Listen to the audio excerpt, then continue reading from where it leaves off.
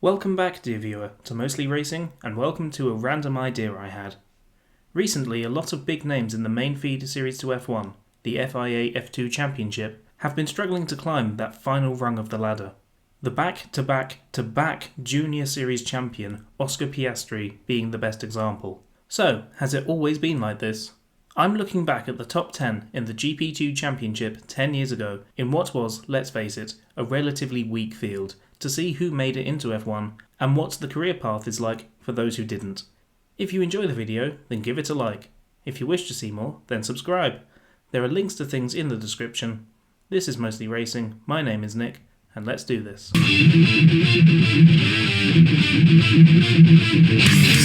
10th place, Felipe Nasr, 4 podiums and 152 points off the title. This was the Brazilian's debut season in the series, after winning the British F3 title the season prior, and yeah, he's had, and continues to have, a pretty solid career.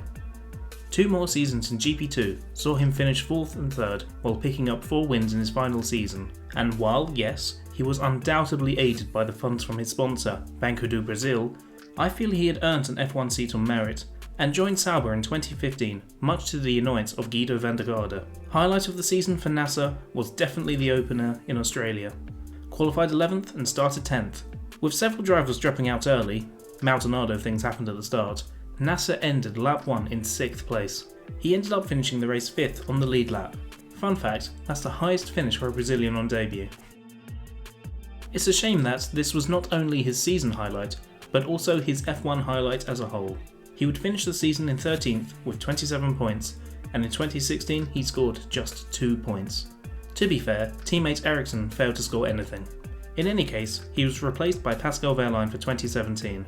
This was a lean time for Nasr, as he participated in a few Porsche races in Brazil, but 2018 he found his home in the IMSA WeatherTech Series, the North American Sports Car Championship, where our boy is double champion.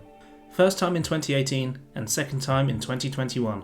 And in recognition for his performances, he's been named a Porsche factory driver. Potential WEC driver in the near future perhaps. I think it's fair to say the story of Felipe Nasr is far from over. The same cannot be said for 9th place, Johnny Chicato Jr. 2 wins, 143 points off the title. This man's career can be summed up in 4 words. Chicato, what are you doing? There's not much really to say about the Venezuelan German's career path. He first raced in GP2 in 2009 and last raced in the series in 2017 after it had been rebranded to FIA F2. The 2012 season was an interesting one for him, as this was the year where he made a name for himself for all the wrong reasons. He did win 2 feature races to be fair to him, one of which was Monaco, which can't be understated.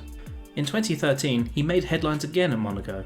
Chicato has ruined that, and over the top of him goes Fabio Lima. Carambolage at turn 1. Okay, that's going to be red flag probably. Must be red flagged. The occasional strong performance he had the year prior didn't make an appearance for 2013, and he finished the season 16th in the standings.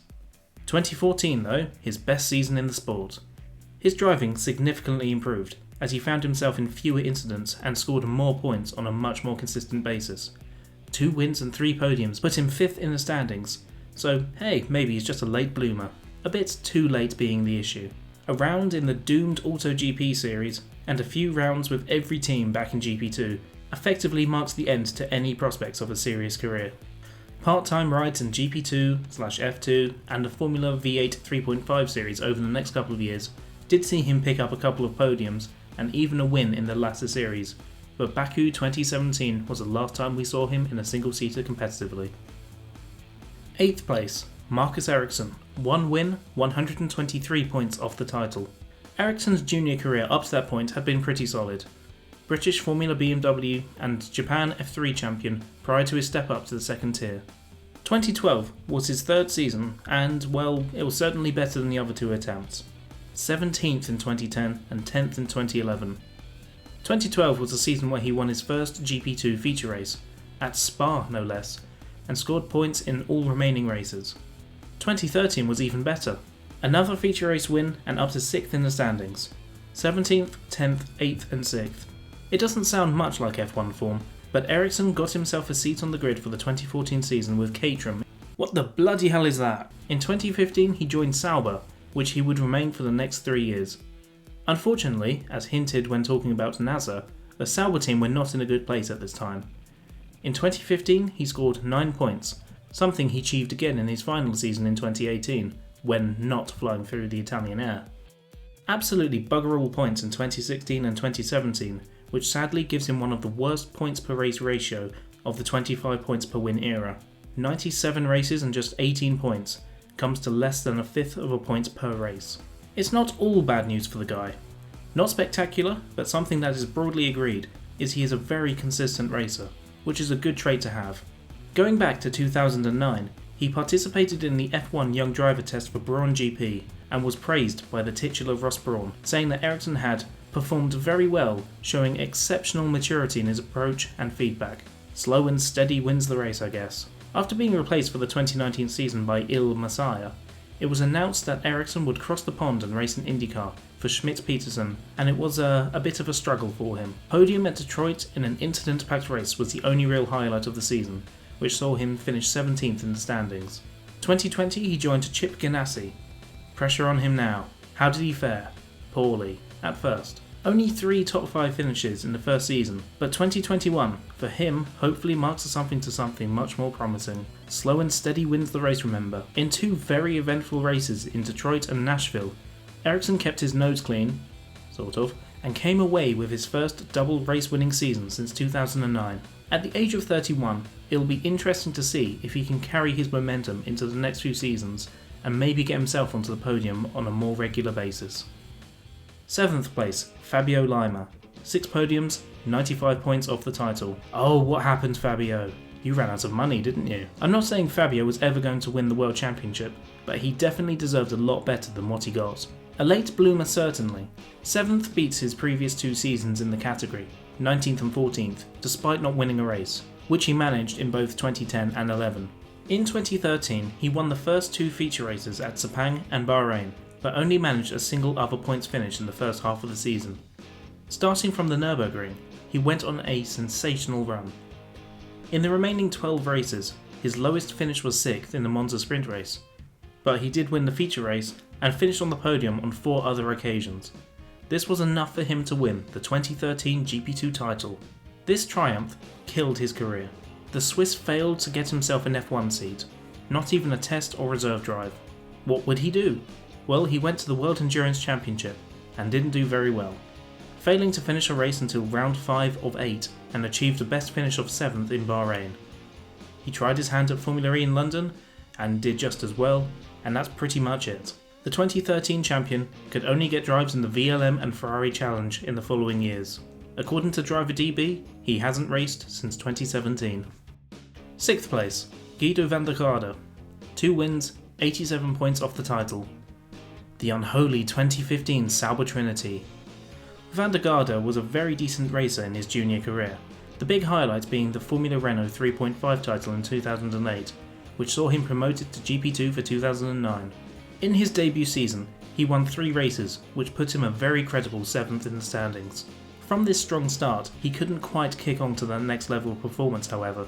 He had been part of the McLaren Young Driver program, so who knows how things could have turned out for him if his time in GP2 had been stronger. For 2013, he did get a seat in F1 with Caterham, where he managed to get into Q2 twice, famously being 3rd fastest in Q1 at Spa on a drying track.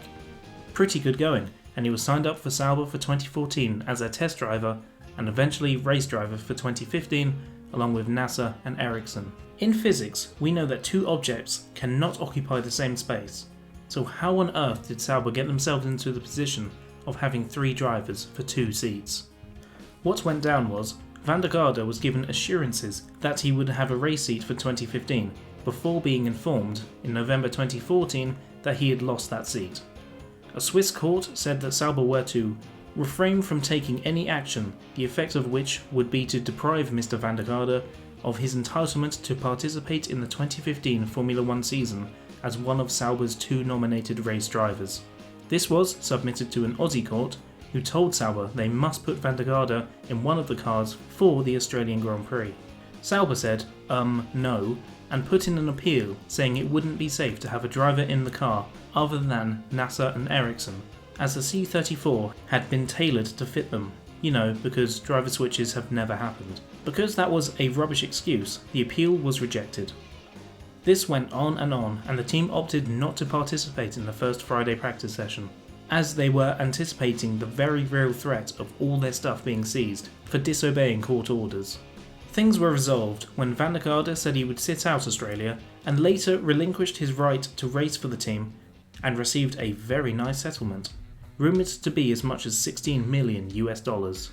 This of course ended his single-seater career, but he seems happy enough racing in sports cars these days. He won the European Le Mans title in 2016 and has spent the last few years with Racing Team Nederland in the WEC LMP2 category. 5th place, James Collado, 2 wins, 87 points off the title. The most underrated driver of the 10 for me. This was Collado's debut in the series, after finishing runner-up in GP3 to Valtteri Bottas in 2011. He was Rookie of the Year and was Autosport's GP2 Driver of the Season. He followed his 2 wins and 5th place, with 2 wins and 3rd place in 2013, and was rewarded with a Young Driver test with Force India, and even had an FP1 session with the team at Monza. This is where the single-seater chapter of his career closes.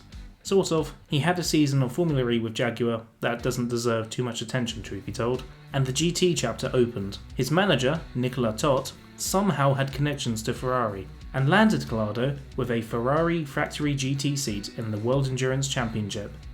In an interview in 2014, he stated he didn't want to continue in GP2 because he did not want to be paying a ridiculous amount of money to do what you love to do, so the perfect place for me is to be at Ferrari as a professional racing driver with a championship winning car. And a championship winning car it was, eventually. 2014, best finish of 2nd and 7th in the LMGTE Pro standings. 2015, best finish of 2nd at Le Mans and 4th in the standings. 2016, he picked up his first class win at the Nürburgring and finished 3rd in the standings. 2017, he and teammate Alessandro Pierguidi won 3 races and became the GT World Endurance Drivers' Champions, a feat they repeated in 2021, but with a slight change in detail, as the GT class is now recognised as a World Championship, meaning that of the 10, Collado is the only FIA World Champion at the time of typing. Like Nasr, there is surely sports car success to come. A reinvigorated 2023 WE season is due to see a significantly expanded field, with many manufacturers joining the series, including Ferrari in the LMDH category. I don't think it's too controversial to expect to see the world champion factory driver in one of those seats, perhaps alongside one of their plethora of F1 reserve drivers. 4th place, Max Chilton, 2 wins, 78 points off the title. Such a meh driver. In 2012, Max Chilton won 2 races. 10 years later, he's only won 1 other race, despite having raced pretty much full time in every season since. 2012 was his 3rd season in the series. The previous 2 campaigns only yielded 7 points, but 3rd time was the charm, as he had a very consistent run, finishing in the points 12 times in 13 races, and this rewarded him, thanks to his sponsors, a drive in F1 with the Marussia team. The Anglo-Russian outfit, of course, only scored points on 1 occasion, and the driver was famously not Max Chilton. His highest finish in his first season came at Monaco, 14th, where he and Maldonado managed to block the track, and again he drove with astonishing consistency. Fetch a pen and paper if you're going to play an F1 quiz in the near future, because our boy is the only driver to have finished every single race in his debut season. In 2014, he had 2 13th place finishes, but his season and F1 career would end in the worst possible way. On the 5th of October, the Japanese Grand Prix was run when it really should have been Spa 2021. Conditions were atrocious, and we lost Chilton's teammate Jules Bianchi. Really makes you wonder how different the 2017 and 18 championships could have gone, with the late Frenchman in the prancing horse. The following race in Russia, out of respect for their then critically injured driver, the team only ran Chilton's car, then ran out of money. From the ashes would rise Mana Marussia, but Chilton was off to America. He joined up with Carlin for Indy Lights, and this is where he won that 1 race I mentioned earlier. Very much bittersweet though, as he took victory at the Iowa Speedway on the same weekend that Bianchi finally passed, and Chilton dedicated this win to his former teammate. He finished the season 5th and made the step up to the Premier category, IndyCar, and joined a Premier team, Chip Ganassi, and he did poorly. Only 2 top 10 finishes on his way to 19th in the standings. In 2017, he scored his best IndyCar result to date, 4th at the Indy 500 of all places, and he led most laps as well.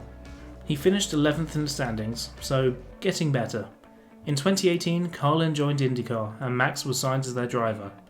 And yeah, 1 top 10 finish in the 4 years since. He seems a nice enough chap, but let's move on. 3rd place, Esteban Gutierrez, 3 wins, 71 points off the title. Unfulfilled potential this one. Got another one for their F1 quiz. Esteban Gutierrez here was the champion of the first GP3 season. Joseph Newgarden drove in that season too, and came 18th. Tangents aside, 2012 was the Mexican's 2nd season in GP2, and thanks to his long association with BMW, he had some good ins with the Sauber F1 team, and was promoted up to F1 for 2013. For a man who won the Formula BMW Europe and GP3 titles, then came 3rd in his 2nd season of GP2, it really is a shame that he sunk in F1. Traditionally, Saubers range from average to pants, BMW Sauber not included, and the C32 was definitely capable of scoring points on a regular basis, as shown by Nico Hülkenberg, who managed this 10 times, while Gutierrez finished in the points just once, 7th at the Japanese Grand Prix. And that's not just for the 2013 season, that's his whole F1 career. To be fair, in 2014, new teammate Sutil also failed to score a point. In 2016 though, he joined Haas and Grosjean did score points, 29 of them. Between 2014 and 2016, so 2015, he test drove for Ferrari, which appears to be something that suits him, as he would become the development/reserve driver for Mercedes in both F1 and Formula E from 2018 onwards. To finish off his reality racing career, in 2017 he tried his hand at Formula E for Chicato, 5 points from 3 races, and IndyCar with a highest finish of just 13th. As of now, it seems like his racing career is over, as he is now a brand ambassador for Mercedes and having a good time doing Twitch streams. At the age of just 30, I think that's a bit of a shame. 2nd place, Luis Ratzia, 4 wins, 25 points off the title. Remember him? I know you don't. Like Fabio Lima, there isn't much to say sadly. 2012 was easily the Brazilian's standout season in the series in his 4-year GP2 career. His 2nd best season came in 2010, where he only managed 11th in the standings. Feature race win at the season opener in Malaysia, 3 sprint race wins and a few more feature race podiums put him into title contention. A stuttering end to the season cost him, but he'd done well enough, and earned himself an F1 seat for 2013. He signed for Marussia. Or did he? Well, yes he did. However, his funds dried up and Marussia terminated his contract before the season even started. Who took his seat? A Ferrari-backed Frenchman, of course. Sadly, Ratzia's career never bounced back from this. Oh, there goes the toilet. Hello. Hello. Do you want to say anything? Hi. Hello. Want to say anything? No. Yes? Having lost his F1 seat, he found himself a drive in the International GT Open Series, sharing a seat with Chris van der Drift, which is such a great name it almost sounds like parody. The two managed a class win and 8th in the championship, and Ratzia was back over to the Americas for 2014.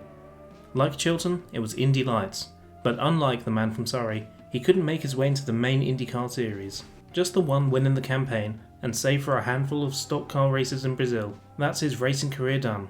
Considering he briefly had an F1 seat, that's pretty sad. Number 1, everyone's favourite excitable Italian, Davide Valsecchi, 4 wins and 247 points. This is going to be a short one too. I mean, you all know his racing career didn't go much further, and you all know what he's been up to since. You're right! 2012 was Davide's 5th season in GP2, and what a season it was. Winning a double, feature race and sprint race in the 2nd tier is pretty rare as it is, but Davide here managed to win 3 straight races. Oh, that was perfect! This has only been done 4 times in GP2/F2. Hamilton and Piquet in 2006, and Nico Hülkenberg in 2009. More podiums and another win at Monza, and our boy was champion. And I'm so happy for you! Next step, F1, sort of. And this is something that still baffles me. Where was I? After winning the second tier title, Valsecchi was signed up to be the reserve driver for Lotus. So far, so Wednesday. When Raikkonen and the Lotus team hit Prost levels of falling out, it was announced that the 2007 champion would miss the final 2 rounds of the 2013 season. So, what does the team do? That is a good question. Their regular driver is unavailable and their reserve driver is the GP2 champion. Why, they put Heikki Kovalainen in the car, of course. Ah! What? Why? What's the point of having a reserve driver then? And Kovalainen failed to score a point. Oh! Just like that, Valsecchi's racing career was over. Sure, he did some GT races here and there, but we all know where he excelled. Such a shame we don't get to hear him in English language F2 coverage anymore. And there we have it. Which of these drivers do you think should have gone on to better things, and which do you think maybe shouldn't? Max Chilton. Also, is this a video format you enjoy, where I look back at career paths and whatnot? Let me know in the comments. Thank you for watching. Mostly Racing is a solo endeavour by yours truly, so if you're willing and able, please head over to my Patreon page. You can follow my Twitter, where I sometimes upload the tables and graphs I make, but I mainly post my nonsense to the world. Thank you again, and I'll see you on Wednesday the 2nd of March for my review of the 1999 Spanish Grand Prix.